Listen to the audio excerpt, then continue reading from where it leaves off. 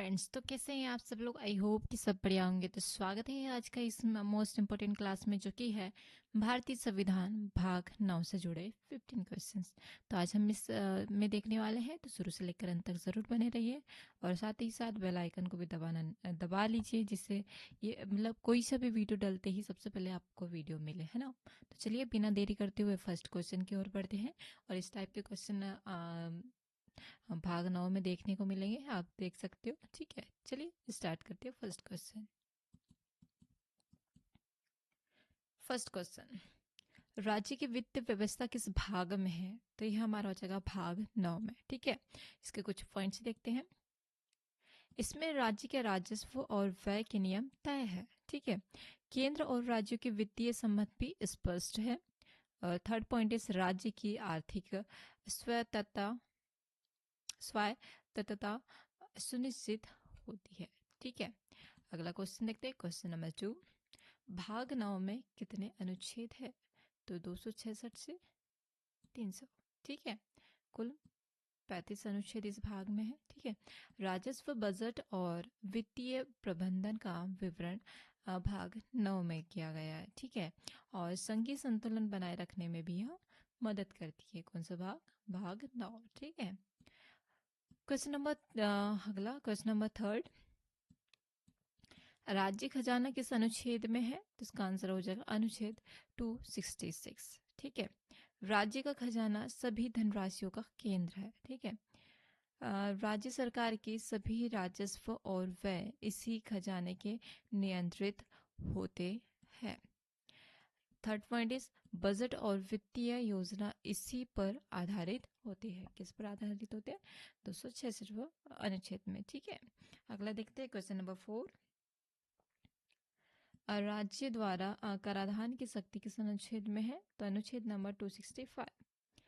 राज्य बिना विधि के कर नहीं लगा सकता। ठीक है, सभी कर कानून विधानसभा के अनुमोदन से आते हैं। यह आर्थिक न्याय और पारदर्शिता सुनिश्चित करता है। ठीक है, मोस्ट इंपोर्टेंट है ये question number. Next question number 5। Question number 5, राज्य के लिए वित्त आयोग किस अनुच्छेद में है। तो इसका आंसर हो जाएगा हमारा अनुच्छेद 280। कौन सा हो जाएगा? अनुच्छेद नंबर 280। ठीक है, वित्त आयोग केंद्र और राज्य के बीच राजस्व विभाजन तय करता है। ठीक है, राज्यों को वित्तीय सहायता देने का भी यह मार्ग दिखाता है। संघीय संतुलन बनाए रखने में ये मदद करता है। किसमें मदद करता है? संघीय संतुलन बनाए रखने में ये बहुत ही इंपॉर्टेंट भूमिका निभाता है। ठीक है, क्वेश्चन नंबर 6, राज्य के पास राजस्व उत्पन्न करने की क्या सीमा है। ठीक है, तो इसका आंसर हमारा सटीक हो जाएगा। क्या हो जाएगा? केवल राज्य सूची में यह शामिल कर सकता है। ठीक है, और जो कि इसके एक्सप्लेनेशंस देखते हैं थोड़े से हम 3 पॉइंट में। केंद्र सूची में शामिल कर राज्य नहीं लगा सकता है। ठीक है, और राजस्व सूची राज्य का आर्थिक स्वतंत्रता देती है। ठीक है, और संघीय ढांचे में संतुलन बनाए भी यह रखती है। मतलब जो मतलब इसमें कह सकते हैं कि जो केंद्र सूची होती है ना, उसमें शामिल कर राज्य नहीं लगा सकते। ठीक है, और क्वेश्चन नंबर 7, राज्य बजट किस अनुच्छेद में है। तो इसका आंसर हो जाएगा अनुच्छेद नंबर 202 से 203। ठीक है, अभी हाल फिलहाल में बजट भी घोषित किया गया है 1 फरवरी को। राज्य के व्यय और आय की योजना बजट में प्रस्तुति होती है। ठीक है, सदन द्वारा इसे स्वीकृति भी दी जाती है।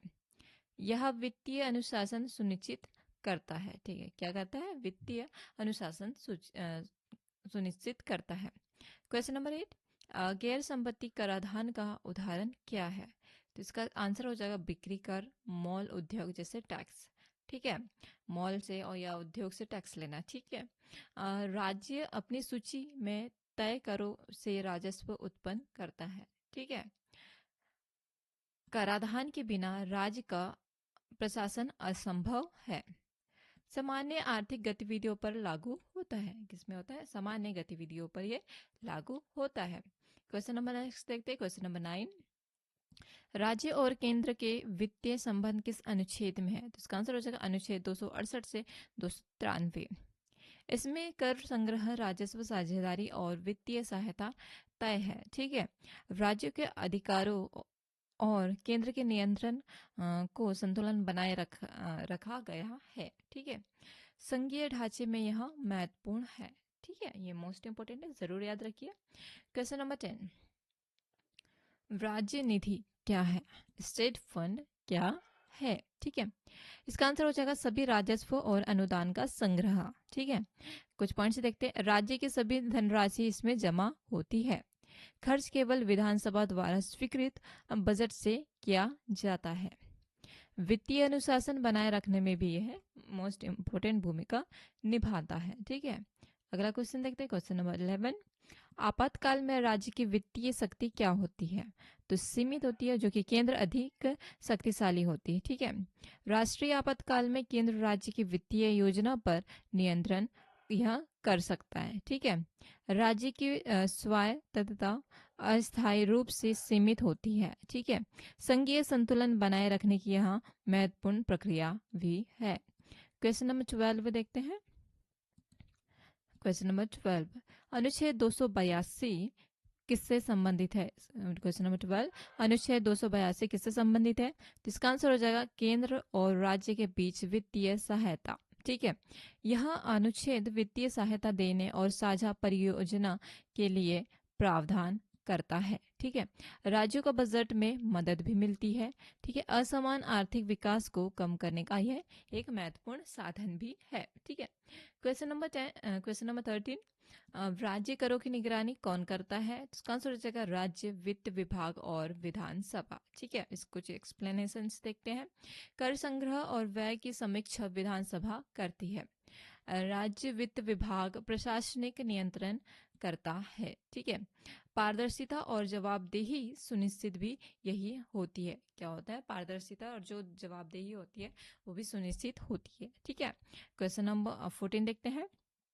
अनुच्छेद 293 किससे संबंधित है? तो इसका आंसर हो जाएगा राज्य ऋण और उधारी से। ठीक है, राज्य अपने लिए ऋण ले सकता है, लेकिन संसद की अनुमति जरूरी है।